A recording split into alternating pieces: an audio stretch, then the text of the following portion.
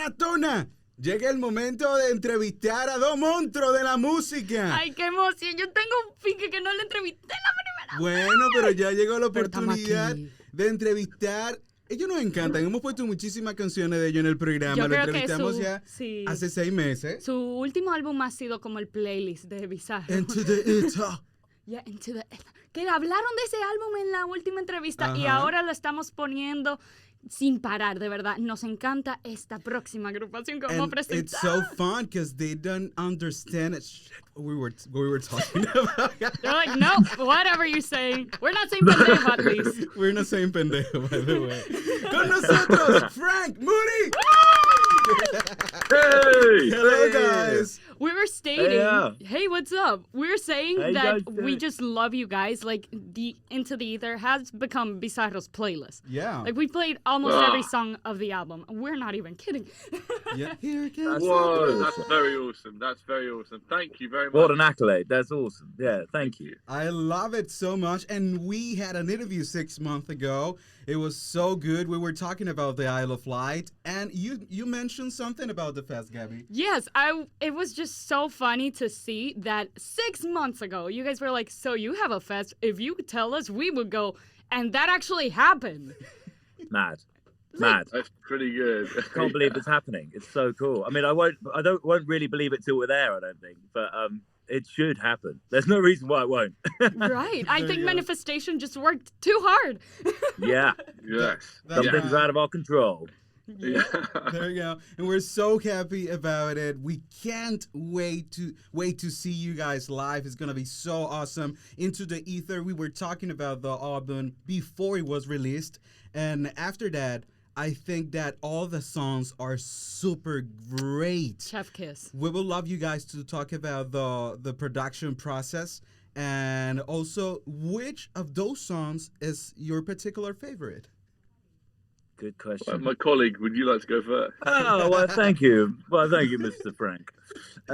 Well, yeah, I mean, it's an album that was born in the lockdown situation. So our kind of usual workflow was kind of turned on its head a little bit, and we were writing individually from our little makeshift studios in our bedrooms at home, and that was kind of a new experience for us. So we'd be sending ideas back and forth quite a lot, and yeah, it was really fun.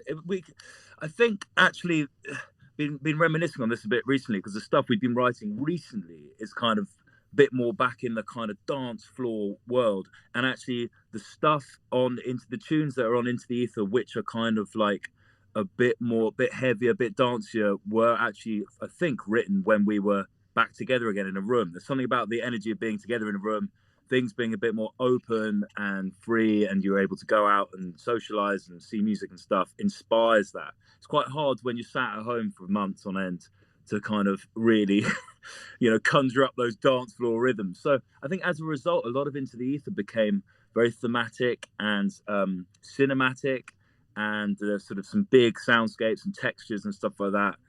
For example, using a large string section in the production there to give that film score-esque feel. So yeah, man, it was a really interesting and rewarding process in the end. It felt like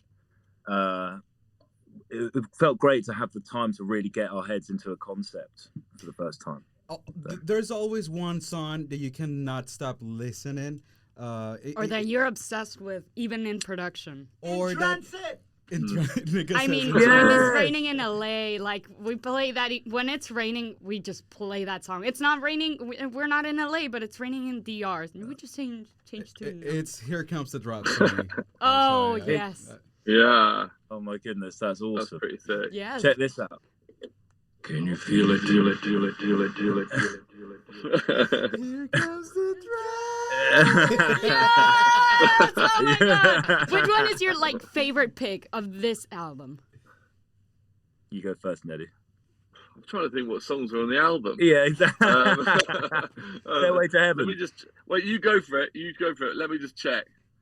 I actually, I have to say, I think Here Comes the Drop is probably my favorite as well.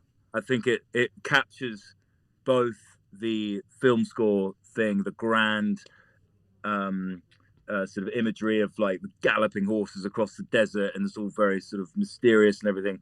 But it's also one for the dance floor. It's one that you can get down on. So I think it kind of hits the nail on the head, really. My two faves are Mass Appeal and Cherry. Both we're not telling you that we've played it just as we've played all of them. Yeah. All the songs mentioned, we've played them like hits. Non-stop. It's crazy. They're all hits. That's a fact. Yeah, we love it. It's something we were very proud of, that album, definitely. So I'm really pleased that everyone has a kind of different one. A song that they like the most. Yeah, that's cool. Really cool. Yes, and I'm in a funk. All of them. Like, we can sit here and just talk about the tracks because we love it. Funk and I need somebody. We're fans. We're huge fans. We're not even. What was that, Nick? What was that? I'm about to buy it. He's about to buy the vinyl right now. Yes, mate. Yes, right now. So I love it. How do you feel about having this contrast of making this album in the pandemic, but actually playing it live now that everything is normal? I mean, that was quite an amazing thing, really. Is we wrote it because we started writing it because we were in a pandemic, and in a way, it was our way of imagining the world, or kind of daydreaming of what we would have been doing had we been able to tour at the time. So us being able to play it now in a live setting is kind of come full circle. So it's really cool. We've only played it. We played it in America at the end of last year, and this year will be kind of the year we really get to play it, which is awesome. So we're still slightly getting to grips with some of the songs and how we play them and where we place them within the set. But it's all in all, it's so cool. It's been really, really fun. Just the last little run we did, we introduced both the 7 and Here Comes the Drop, and there were 2 whoppers in the set. They both have like a real impact, so it's good. I'm really looking forward to getting back into that a bit, because the first few times you play it, it's a bit of a test run in a way. You're kind of like, what the hell's going on here? What are my parts? What's going on? Trying to remember how to play it. Yeah, exactly. What keys it in? Where am I? Who am I? Obviously, why not? Yeah. Exactly. Just question your existence and everything while playing. Yes. Yeah, right. It's a huge existential nightmare. Yeah. You don't know what's real, what's fake. You don't know what's going on. No. Are you describing my life? Yeah, Chris, we're here. Don't worry, this is a big therapy session for us. That's a perfect description of your music. Yes, it is. I do have a question, performance-wise, in a sense. Do you have a ritual you make before going on stage? I feel like it would be peculiar for you guys. 3 shots of tequila and a bag of crisps. You go. Yeah. Mine's quite similar, but it's 3 shots, a couple of beers, 2 other shots after the beers, packet of crisps, sandwich, bottle of wine. Run 10K and then get back. That's it. Quick Turn up to the end of the set. You had all the dinner, all the beer, everything. You just empty that cart. And then as we waddle on stage, and then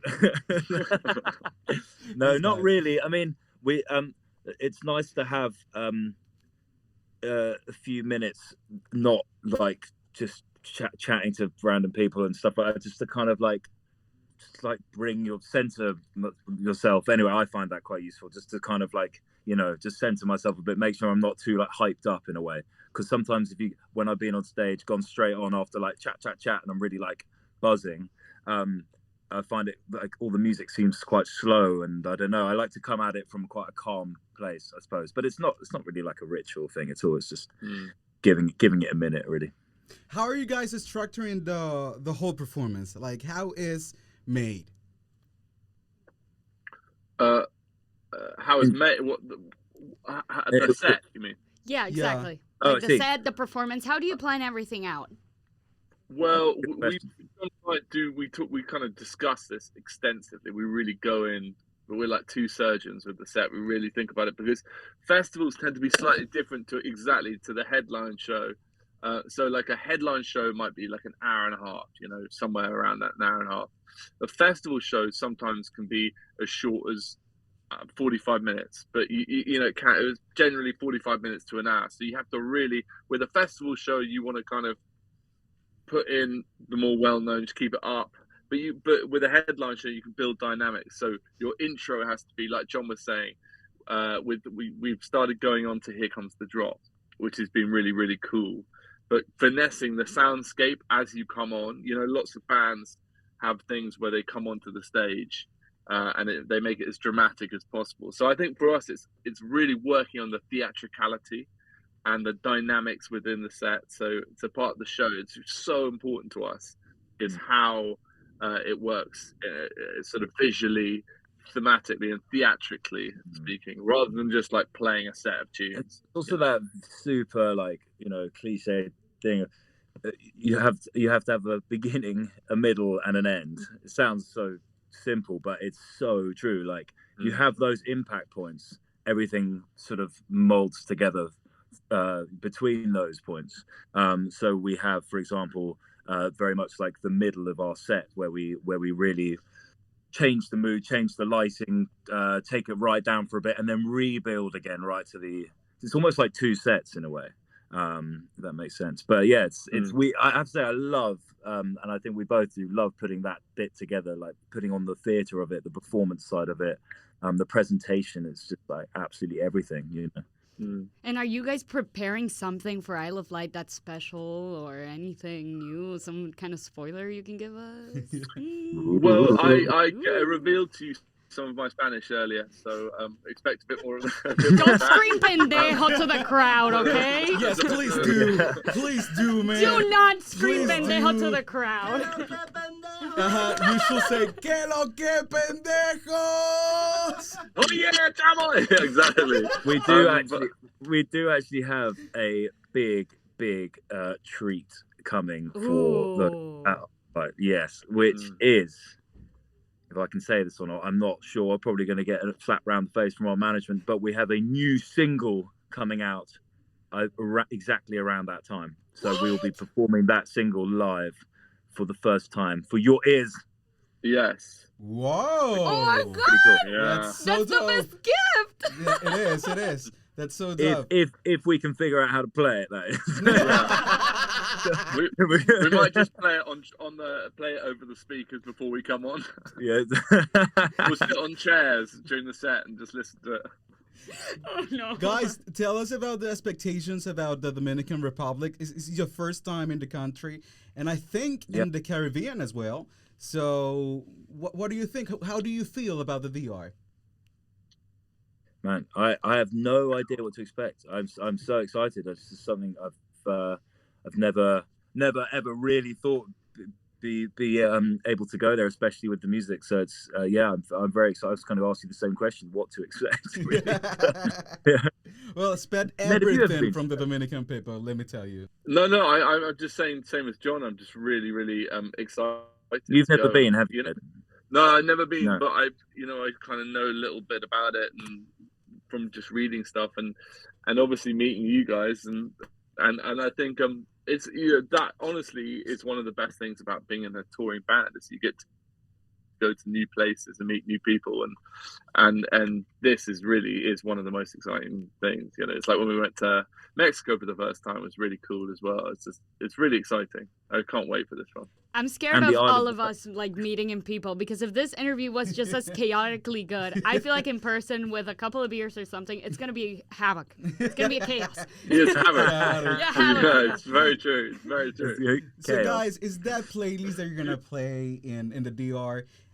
Does that playlist include other songs that are not included in the Into the Ether album? Yes, absolutely. Yeah, so we'll be. It's like a Frank Moody greatest hits. Ooh. We play. There's obviously like the oldest, Yes, the older tunes. we're playing that. The older tunes Losing which Touch? kind of work really Yeah, well. we're playing Losing Touch. Yeah. That was the Yeah. first song we connected to actually. Yes. Yes, this is how we connected with you, with this amazing band, and with you guys, with Nice. Losing Touch. So it's gonna be like a really important moment, even for us. I'm sorry, John. You We have were to say saying that. something so inspirational, and Yeah, and we just blocked it. We're sorry. Losing Touch! What were you saying? I'm sorry. Oh, I can't remember. Oh, I was just saying, it wasn't very inspirational.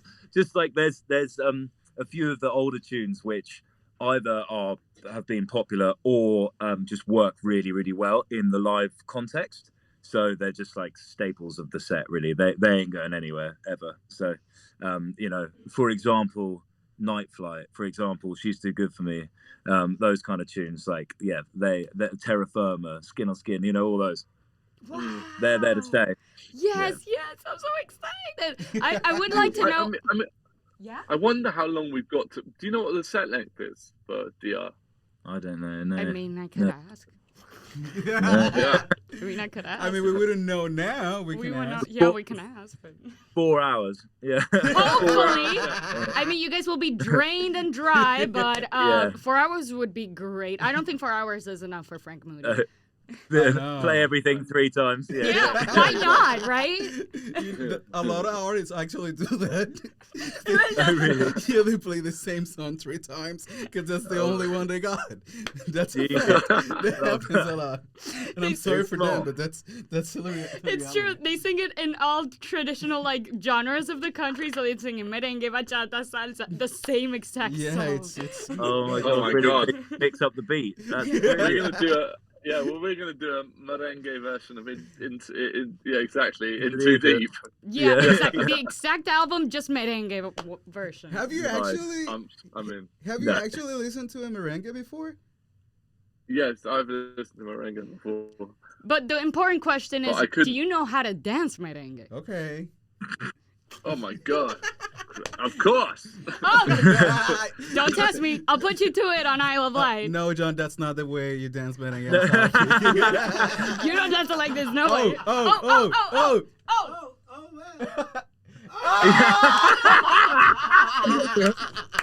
Yeah.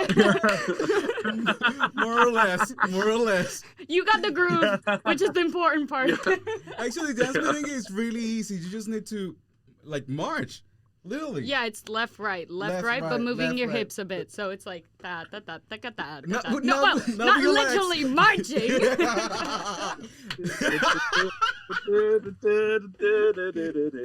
a little bit Yeah, like yeah. this. Oh, now we're talking. Yeah. Wait, what is it? Enséñale, Let's do enséñale. it again.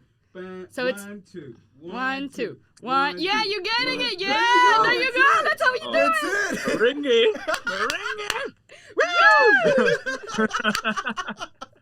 You guys are insane. Oh my Okay, so in order to kind of, end the interview, because we have to at some point.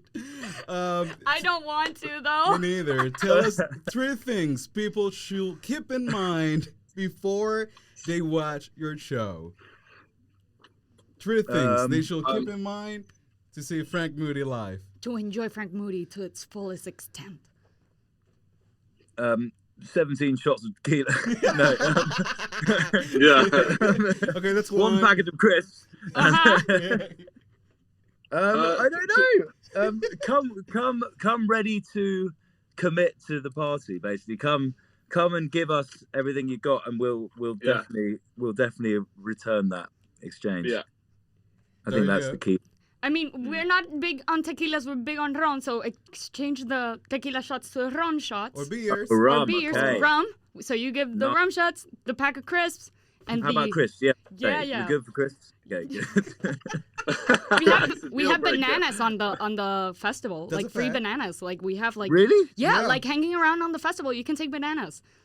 That's mental. Oh wow. Perfect. I love Sick. bananas. So if you ever Ron y bananas. ron y Ron y banana, bananas, great así mismo. combination. Well, guys, thank you so much for this time. Thank you for the energy. I think that this interview is a great snippet of where we're going to leave this March 11th. I'm so grateful for you guys. I'm so grateful for your music. We're huge fans, and thank you so much. Oh, guys, thank you so Thank much for you having us. so It's much. so Yeah. awesome to speak to you guys, as always. It's lovely. I can't wait to meet you in person. Yeah. Me neither. Totally. Y usted continúe con mucho más de Radio Bizarro Music for the rest of us. Entrevistamos a Franc Moody. Este es la X102.1 FM.